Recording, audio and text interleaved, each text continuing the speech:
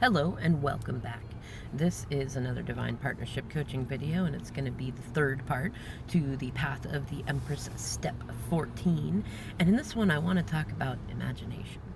And it's funny because I keep, the more I thought about it, I was going to do some different steps in here, but I keep getting called back to rainbows, which is in the temperance card, and it just makes me think about Sagittarians, who Sagittarius is related to the card, and there's a meme with SpongeBob from one of the episodes where he's got a rainbow over him, and he goes, and it's like, it's imagination, right? It's the power of imagination, and that, I think, we really underutilize. And if you look into any of the most successful people in the world, they really learn how to utilize their imagination. And so you, especially in a twin flame journey, I mean, it's not just about getting your DM back.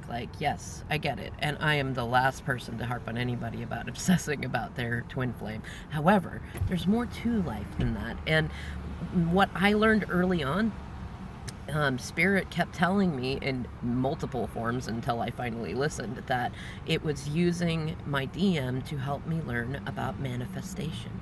And one of the ways you learn about manifestation is through imagination. There's a reason that we have this ability. There's a reason that it comes up a lot. And oftentimes we allow it to rule us instead of working with it, dancing with it. Because all the anxieties that you think about, all of the fears that you have, guess what? It's your imagination, right?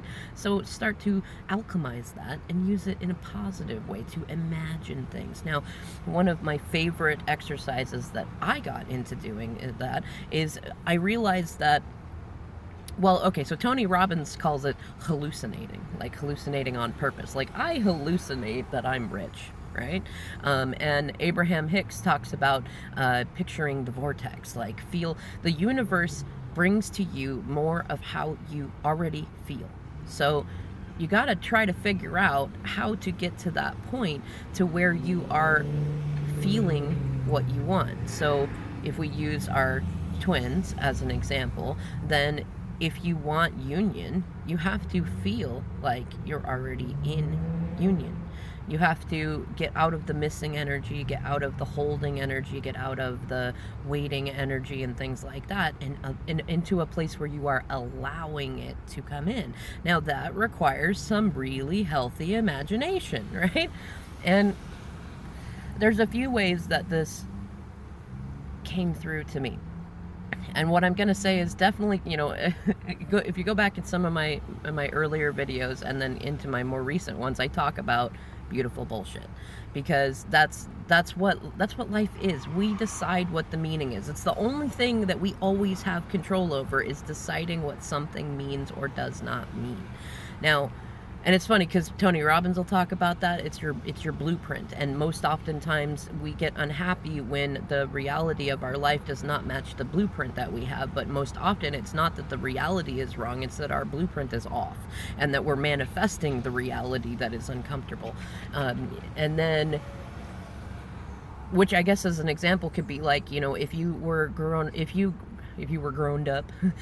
grew up being raised to be kind of a doormat, to be very codependent, and you give and you give and you give and you give, and people do not give back, and you're going, I don't understand why this doesn't, why I am not being fulfilled. I'm giving and giving and giving and giving and giving.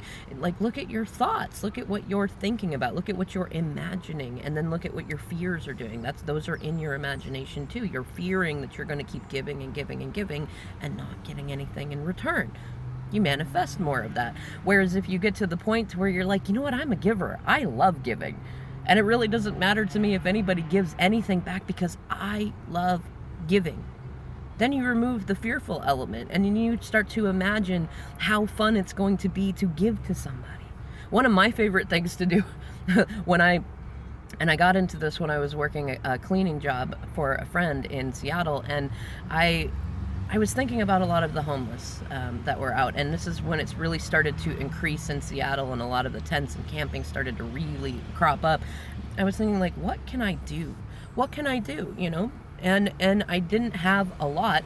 And there was one day I was driving by someone and it was cold outside, and I had been crocheting a whole bunch of like fingerless gloves and gloves. I was really getting into it, and I had like 3 pairs sitting on my dashboard, and I was like, well, duh. I mean, one of the biggest things that we're missing when we're homeless is socks and gloves. And I was right next to somebody at a light, and I thought, well, I'm going to offer it. Worst case, they're like, no, I don't want it. And it's not going to hurt me any, right? But I'm trying. And I said, hey, would you like a pair of gloves? And they're like, yeah. And I said, well, do you smoke too? I could offer you a couple of cigarettes. And they were like, yeah, that's great. And they like threw the gloves on right away. I could tell their hands had been super cold, and they lit up the cigarette, and they were like, thank you so much. Like, I can't tell you how much this made my day. And then the light turned green, and I was like, it's all I had, and I'm glad you appreciate it. And I had to go.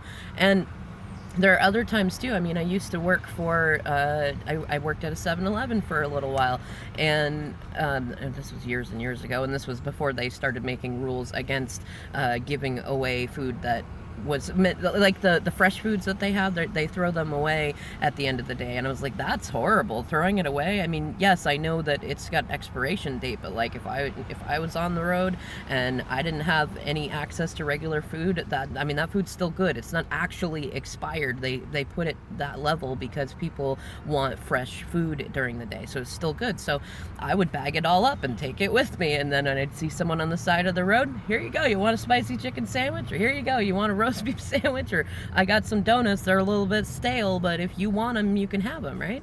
And that just felt good. I didn't expect anything back. All I liked was the feel-good feeling in there, which is, it's funny because that's what like Abraham and others will talk about, like everything we do is selfish. It's not always selfish in a negative spirit. When we do things like that, what we're looking for is the feel-good feeling, and it's okay to feel that way. But I started imagining more ways that I could do that. And then I started fast forward again to when I was working more in Seattle, and especially when I got more into working with the Libertarian Party out there, and I was in Bellevue and Redmond and Seattle a lot more. I lived in North Seattle, so it was already pretty close, but I started imagining more ways that I could help more people. And then it was like, you know what, when I went on my lunch break, I would look for somebody that clearly didn't have a lunch and be like, hey, can I buy you a coffee and a sandwich? And I had a few times that there were some folks that were like, no, but I'll take the money. And I'm like, well, I'm sorry, it doesn't match with my blueprint to just give you money, and I get it, and there's no judgment, but what I'm offering is coffee and a sandwich. And what really amazed me is how many times just offering that to somebody would, I've had people cry, and I knew it was a nice thing to do, but I wasn't expecting that. I had several books. There was a gentleman that I think he was on the spectrum. One of my sons is, so I recognize it on there. And he said he had been trying so hard to try to find a job, and he'd been living in a group home for men, and he just had not, like, people were being so mean to him that day, and he really didn't understand why. And to be honest is like, why? That really doesn't make sense. Like, why are we being so mean to other human beings? But he was crying about it. He just loved it so much that I bought him a coffee and a sandwich, and I didn't just disappear. I sat and had a chat with him. He was a very wonderful person to talk with.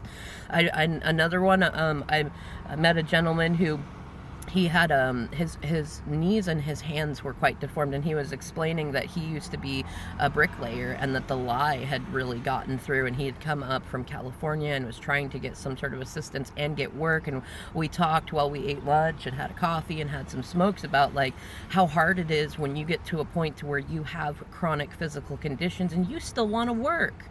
You still want to be useful. You don't want to be on welfare. You don't want to do that stuff. You want to feel good. You want to feel productive, but people treat you like, you know what, get in the bread line. You must need help. You clearly need help, so we can't get you anything. And a lot of people don't want to hire somebody like that because, yeah, there's insurance liabilities, which gets into the whole cronyism thing. But what I mean to get to, though, is that, like, I didn't even realize at the time that I was manifesting a lot of those situations because I was having fun imagining giving to others without any need for reciprocation, and it just got more and more fun, and I liked doing that. So when my DM split, I already knew some of that, and I already realized that there was I had already been well into manifestation and several other things, but I had been holding myself back because I didn't want to get too far ahead of him, which was a mess that we co-manifested together. And part of a beautiful song that he showed to me, and that it's always been an us song. It's called By My Side by Ben Harper. I just love that song. And it says, don't you get ahead of me and I won't leave you behind. And I really didn't want to get ahead of him. Now, what's silly is that I didn't realize part of the twin flame element, and that I would never have gotten ahead of him. And if I'd stopped focusing, if I'd stopped putting my imagination powers into imagining that things were gonna go bad and things like that, well, then I would have risen and he would have been right there by my side grinning like he always is when I'm just like doing my own thing. But I let my powers of imagination get the better of me, and I let my ego take the steering wheel instead of my child heart, and well, then separation happened. Now, the fun thing is, when separation started, I already had a pretty darn good imagination. I'm Capricorn, and I have an Aries moon and a Gemini rising. So clearly in this lifetime, I was meant to embrace childlike wonder. And I've known that for a while. I just wasn't sure how or where to put that in. And as a Capricorn sun sign, my life theme has been with a lot of people telling me, like, act your age, grow up. And I'm like, no. Or rather, before it was, okay, I'm gonna figure out how to do this. And now it's like, no, I don't want to. And I don't have to. You're not the boss of me. I'm just going to have fun because I can. And you don't get to make up the rules of what adulting is. And most people, as I told my DM more recently, most people don't actually know what adulting is. We don't really have a guidebook on what it means to be big, but some people feel like they know what it is, and other people feel like, what the movies say or what their families say or what we're told, like, go to work a job, pay your bills, be at home with the kids, make sure that they're clothed and fed, and eat right and do this and do that, like that's adulting. Well, who says? Use your imagination. Adulting can be anything that you want it to be. I mean, heck, look at how many people don't even do those things, and it's still qualified to some as adulting, right? That's funny. There's a song I can see on the radio by Andress called Ladylike, which is a very funny song, and it very much fits in with what I'm talking about. But, be in your imagination space. And it's funny. I just love talking about this topic. I'll have to do separate videos about imagination. But for right now, what I wanted to say, though, is that when my DM first split, I realized that I had gone into an icky place with my imagination, and I started to go, okay, how can I open this up? And then I thought about it, and there had been several fights that my DM and I had where I had said, you know what, you're not like the person that I met. I want my DM back. I want the shy, romantic, sweet, Cancer Aries man that I met. Where did he go? I want that person back who was real with me, who didn't hide from me, who, was amazed by me and amazed by himself when he was with me. And it took a little bit, but then he threw back at me that I was not the me that he met either. I didn't listen very well. I was very stubborn. I really hadn't, it took me a while to even get this channel going, because as my counselor had said, I started to get a fear of starting things, because I would start them and then not finish them, especially as I got tangled up in my DM's healing work and not wanting to get too far ahead, and then things would fall apart and I would feel really bad about it, and I wasn't looking into the future going, oh, you know what, even all of these things that I started that didn't end up becoming my thing that made me a millionaire or whatever, they're going to be useful later. I didn't see that. I was just beating up on myself. I was using my imagination in a very poor way. But once I realized that, going, you know what, he's right. I'm not who I was when we met, and how and which is part of why we fell in love. And I started to think about, I mean, you can't go back, but I started to think about, how can I look at who I was and the parts that I liked? And I realized the funny thing was, when we met, I was projecting being the person that I am now, who is who I really wanted to be, like a collection of people that inspired me, somebody who was authentic and bold and able to just speak her mind, but not in a crass, mean way, someone who was kind and giving and self-sustainable and independent, but also interdependent in healthy ways, someone who was romantic and sassy and yeah, just, I don't know, all the things. And I laughed because it's like, well, isn't that funny that who I was when we met was who I have been becoming already, who had been holding myself back from becoming, and I just decided to embrace that absurdity. Like, why not? Let's go back there. That began part of my mantra of embrace the absurd. Like, why don't I become the person that I was pretending to be when we met? Which wasn't fully pretending. Like, in those moments, I felt like I was that person, but I hadn't faced my shadow work, so I can comfortably say now that I know I was not this person then, but I wanted to be this person, and here I am, right? And then I also looked at a lot of the imaginings that I did about the karmics that he already had around at the time, including the karmic that he's been in a situationship with, who was one of those karmics. And I was imagining them as threats. I was imagining that, you know, that there would be somebody better, somebody different that would pull him away, that there was no possible way that he could really love me as much as it felt like he did. Fearful avoidant attachment trauma. Check it out. Also anxious attachment trauma. Check it out, it's worth it. And I started to look at the other way around. I started to embrace the absurdity of being able to rewrite the story without actually changing the reality of it. See?